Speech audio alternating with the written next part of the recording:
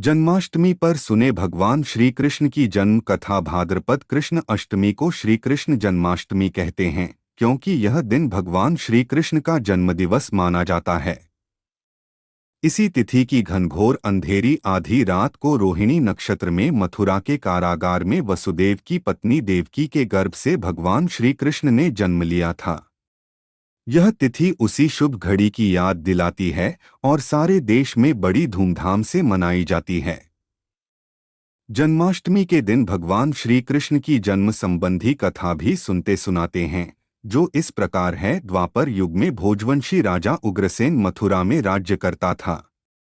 उसके आत्ताई पुत्र कंस ने उसे गद्दी से उतार दिया और स्वयं मथुरा का राजा बन बैठा। कंस की एक बहन देवकी थी, जिसका विवाह वसुदेव नामक यदुवंशी सरदार से हुआ था। एक समय कंस अपनी बहन देवकी को उसकी ससुराल पहुंचाने जा रहा था। रास्ते में आकाशवाणी हुई, हे कंस, जिस देवकी को तू बड़े प्रेम से ले जा रहा है, उसी में तेरा काल बसता है। इसी के गर्भ से उत्पन्न 8वां बालक तेरा वध करेगा। यह सुनकर कंस वसुदेव को मारने के लिए उद्यत हुआ। तब देवकी ने उससे विनयपूर्वक कहा, मेरे गर्भ से जो संतान होगी उसे मैं तुम्हारे सामने ला दूंगी। बहनोई को मारने से क्या लाभ है। कंस ने देवकी की बात मान ली और मथुरा वापस चला आया। उसने वसुदेव और देवकी को कारागृह में डाल दिया।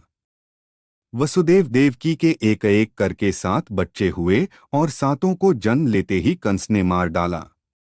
अब 8वां बच्चा होने वाला था।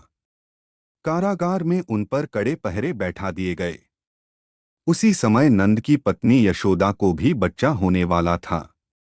उन्होंने वसुदेव देवकी के दुखी जीवन को देख 8वें बच्चे की रक्षा का उपाय रचा।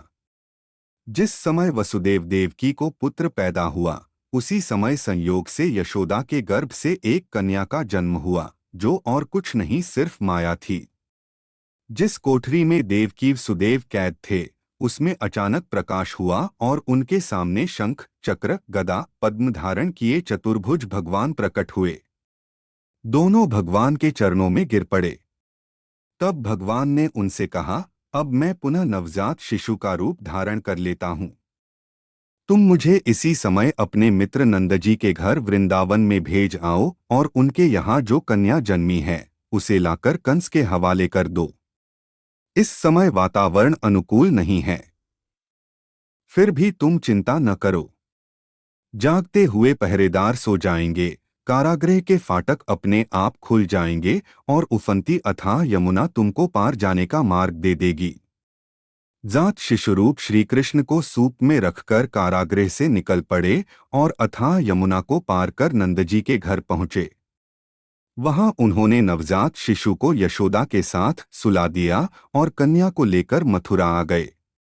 कारागृह के फाटक पूर्ववत बंद हो गए। अब कंस को सूचना मिली कि वसुदेव देवकी को बच्चा पैदा हुआ है। उसने बंदीगृह में जाकर देवकी के हाथ से नवजात कन्या को छीनकर पृथ्वी पर पटक देना चाहा, परंतु वह कन्या आकाश में उड़ गई और वहां से कहा, अरे मूर्ख, मुझे मारने से क्या होगा? तुझे मारने वाला तो वृंदावन में जा पहुंचा है। वह जल्द ही तुझे तेरे पापों का दंड देगा। यह है कृष्ण जन्म की कथा।